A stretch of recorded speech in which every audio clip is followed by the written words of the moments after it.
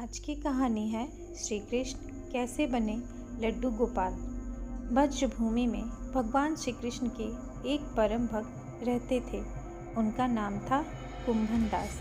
कुंभन दास का एक पुत्र था रघुनंदन। कुंभन दास हर समय प्रभु श्री कृष्ण की भक्ति में लीन रहते थे और पूरे नियम से भगवान की सेवा करते थे। वे उन्हें छोड़कर कहीं नहीं जाते थे ताकि उनकी सेवा में कोई विघ्न न हो। एक दिन वृंदावन से उनके लिए भागवत कथा करने का न्योता आया। पहले तो उन्होंने मना कर दिया, लेकिन लोगों के जोर देने पर वे कथा के लिए जाने के लिए तैयार हो गए।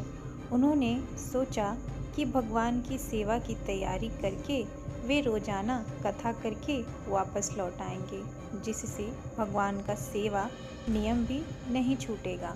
उन्होंने अपने पुत्र को समझा दिया कि वे भोग तैयार कर चुके हैं, तुम्हें बस समय पर ठाकुर जी को भोग लगा देना है।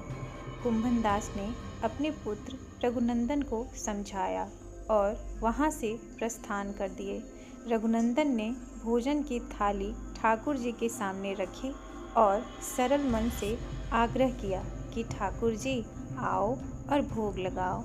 उसके बाल मन में यही छवि थी, वे आकर अपने हाथों से भोजन करेंगे जैसे हम सभी करते हैं। उसने बार बार ठाकुर जी से आग्रह किया, लेकिन भोजन तो वैसे का वैसा ही रखा। अब रघुनंदन उदास हो गया और रोते हुए पुकारा कि ठाकुर जी आओ और भोग लगाओ। जिसके बाद ठाकुर जी ने एक बालक का रूप धारण किया और भोजन करने बैठ गए। ये दृश्य देखकर रघुनंदन भी प्रसन्न हो गए। रात को जब कुंभन दास जी घर लौटे तो उन्होंने बेटे से पूछा, बेटा तुमने ठाकुर जी को भोग लगाया था? रघुनंदन ने कहा, हाँ, उन्होंने प्रसाद मांगा। तो पुत्र ने कहा कि ठाकुर जी ने सारा भोजन खा लिया।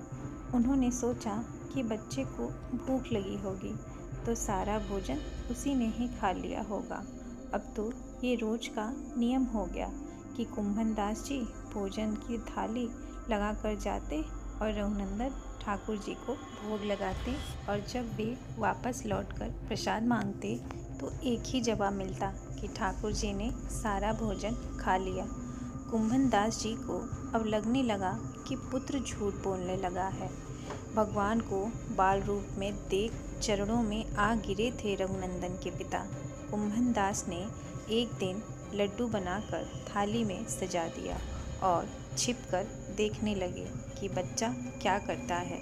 रघुनंदन ने रोज की तरह ही ठाकुर जी को पुकारा तो ठाकुर जी बालक के रूप में प्रकट होकर आए और लड्डू खाने लगे। यह देखकर कुंभन दास जी दौड़ते हुए आए और प्रभु के चरणों में गिरकर विनती करने लगे।